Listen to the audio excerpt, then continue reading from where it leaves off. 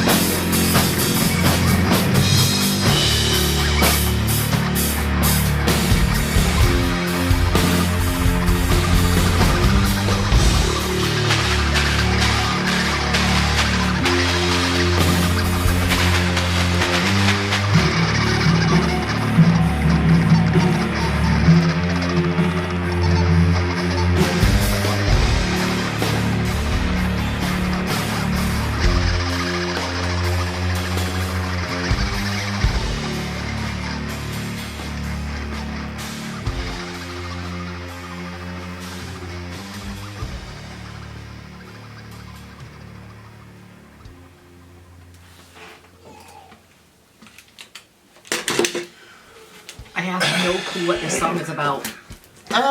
It's about a history of bad men. I couldn't even figure out how even the title would fit into what was going on in the song.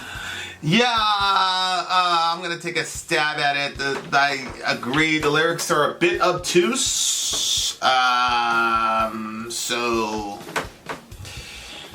Here we go. Wake up, you never look so glum. Tell me, there's a conversation between two people, I think. So, wake up, you never look so glum. So, glum is kind of morose, So he's saying wake up. I don't think it's literally wake up. It's kind of like look alive, is what they look alive, man. And then the other guy says, well, tell me, how do you know they can't hear us coming? And the other guy goes, it's easy for me. I got a head start running away. So you're creeping up on a group of people, or you're going to do something to a group of people that could possibly defend themselves. And he's like, how do you know they're not going to hear us coming? He's like, well, I've got a head start. I'm further down the road than you are, and they don't know, so we're still good.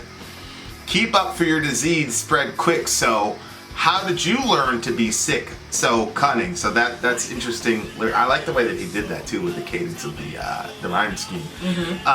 So there's something that they're trying to spread to unsuspecting humanity, right? Because it says, keep up for your disease, spread quick, so how did you learn to be sick?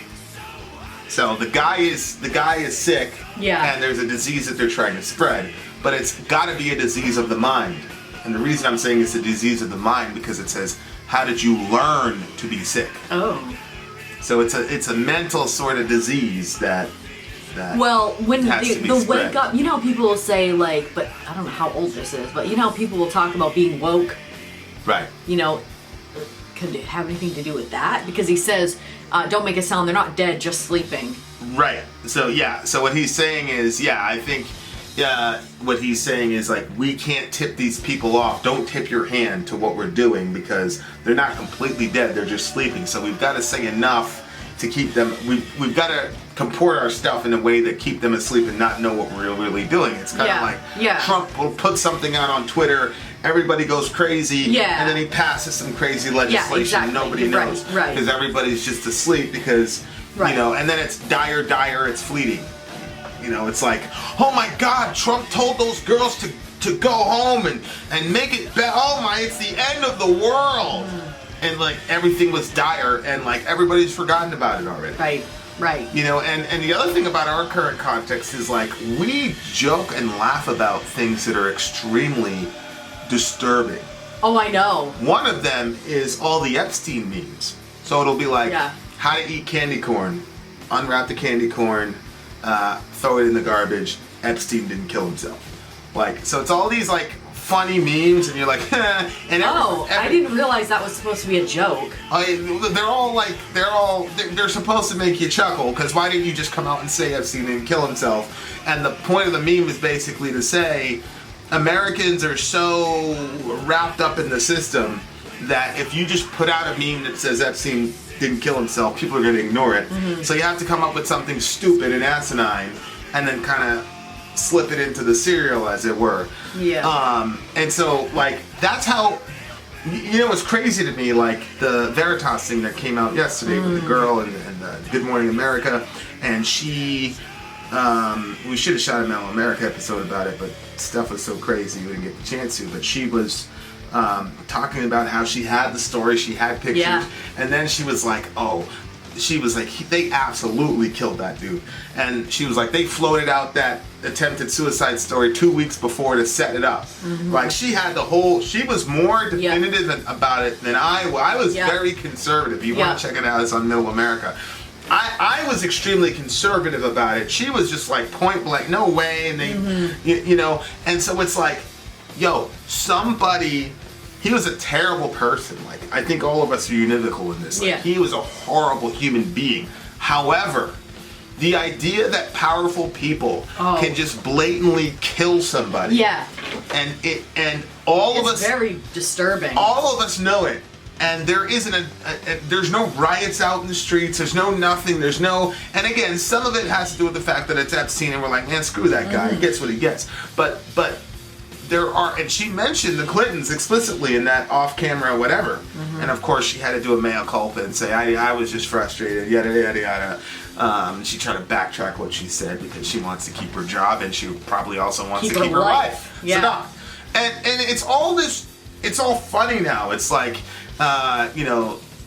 somebody posted a meme like about this woman, and she's like, we condolences to the family of this person who lost her, who committed suicide December 1st, 2019. And it's like, the idea is the Clintons are going to kill her, and so they're preemptively saying rest in peace to this woman. So, like, we've got a pretty definitive example of some very bad, powerful men and women who killed this dude. Mm-hmm.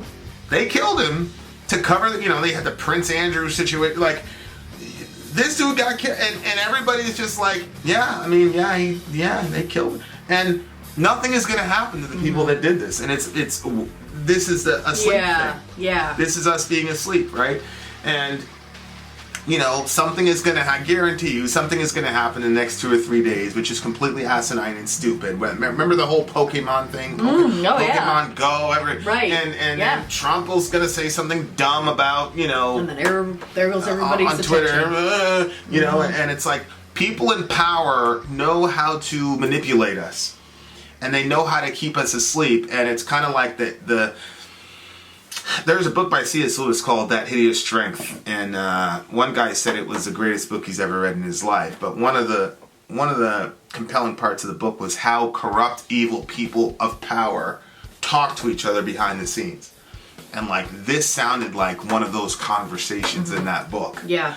And the bad guy is interesting because the evil, conglomerate in that book. And the name of the book is That Hideous Strength. So you're like, oh man, it's this horrible cabal. And Lewis was brilliant because he just made it about the bureaucracy. It was bureaucrats that were the ultimate evil in that universe. And so it just seems to me that it's kind of like a conversation with an older, more seasoned bureaucrat talking to a new initiate and explaining to him, this is how we keep people asleep. Yeah. But you can't underestimate them. See, that's the thing about the people in power. Don't make it sound they're not dead. Correct.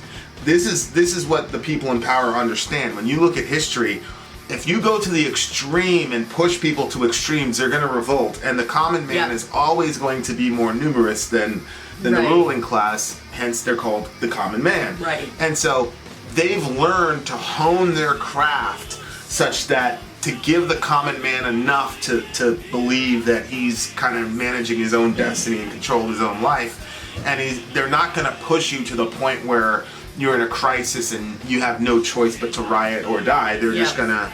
Yeah. And then they're going to manufacture all these problems that are dire. And then it's just fleeting. It's like, go into the next emergency. Next emergency. Yep. And I think that, a guy like Trump, for example, I think is one of the main purveyors of this stuff. Like, Trump knows and he even said it, like when he was talking about killing al-Baghdadi, where he talked about there's nobody that's better at manipulating the media than them other than me. So he knows what he's doing. And that, to me, is terrifying. Yeah. But it's Twitter, and what, you can't be mad at him. It's like, if you're gonna be dumb enough to fall for it, if he puts out a tweet and he says, those girls, if you think it's so good in your country, go fix it. Go over there and fix it yourself. If you really want to have a conniption about that, then we deserve to be deceived. Like, there's a Somali girl running for city council in our area, and she won, by the way. Mashallah tabaraka, good job. But like, you can just imagine, when the Sun Journal announced that she was the winner, what the comment section was. And my point is, if you're black in this country and you're an immigrant in this country, you've heard it already. So that little thing from Trump, all the SJW warriors were going crazy about it. It's like, you don't think that Ilhan Omar had heard that her entire life? You don't think we've heard that? Like, it's not something. But of course, they jumped on and held a press conference about it. Meanwhile, he's reinstituting the death penalty at the federal level. He cut off asylum seekers from Argentina or something like that. There was like and we shot this in the middle of America. There's a 1-to-1 correlation between him releasing those tweets and him passing some legislation that was actually important, that didn't get a scintilla of the news coverage that his stupid tweets did. About it. The media went right into his playbook, and it was unbelievable. It was unbelievable. And then on top of that, his approval ratings went up. Mind-boggling stuff. You think that the people against him would see through that? Like, you would think that CNN would see that stuff and then post about it. Well, it's the whole derangement syndrome, man. Like, it's ridiculous. Trump has got these people, they're so obsessed with beating him that they, and all this stuff about the Ukraine thing, nothing is going to come of it. Nothing. You know who the Democratic frontrunner is right now? Who? Joe Biden. Joe 330. We're not getting Medicare for all, are we? Oh, we're done. We're finished. We're ruined. So I think that's what it's about. It's this to me is like a seasoned guy in the ruling class explaining to a rookie how to keep the populace underfoot, and this actually kind of makes sense. This is something. Did they say anything on the side of what it could be? Go ahead, keep going, honey. This is something that they didn't even take a stab at it. They're like, nope. This is something that the ruling class has always tried to figure out. Like the whole, that's where the term image of God originally came from. It didn't originally come from Moses. It came from ancient Near Eastern emperors trying to justify why they should rule over people. And the idea was, we have the right to, one person has a right to rule over all these people because I am the image of the gods. I am the representative of the gods on the earth. So you definitely you need to listen to me. And Moses goes, that's a good idea. But all of us are the images of the gods, not just you.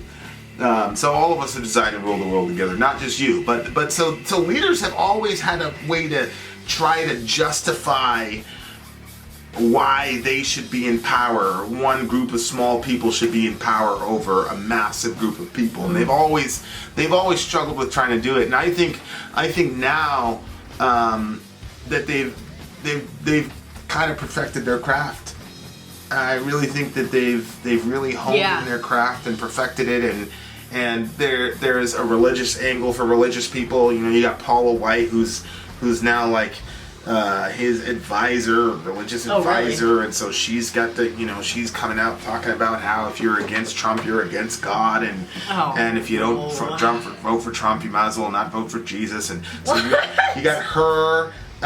She got her, and then you've got him doing the Twitter manipulation. He's got all the bases covered to make sure that they stay in power, and of course his opponents are playing right into his hand, and and everybody, there's a groundswell of people, because now with the internet cuts both ways, right? On the one hand, you can send some silly Twitter thing and get people all in a huff, and then they get distracted. But on the other hand, Project Veritas has a YouTube channel. Right. You really should check it out. It's actually very interesting. So there's like this kind of silent kind of e-war happening. Oh yeah. All over the internet, and it's a pretty crazy thing to be in this time period. Good night. But yeah, I mean, what a world we're in. What do you give the song? Probably like a 8.9. This is a 9.9. Wow. 9.8 for me.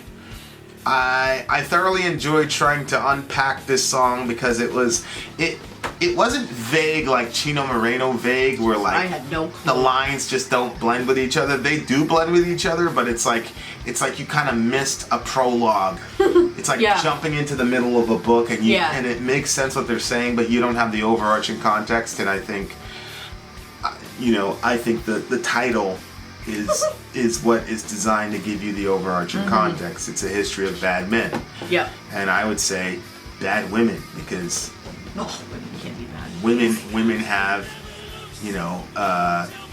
etched out their place in society for better or for worse. And I don't think that there are many people that would not put Hillary, for example, in this song. Oh, So I would agree with that. She's more ruthless than any dude could be. All right, so there you go. Good song. Keep your eyes open, ladies and gents. Don't let these people fool you. Vin out. Sori out. Gone.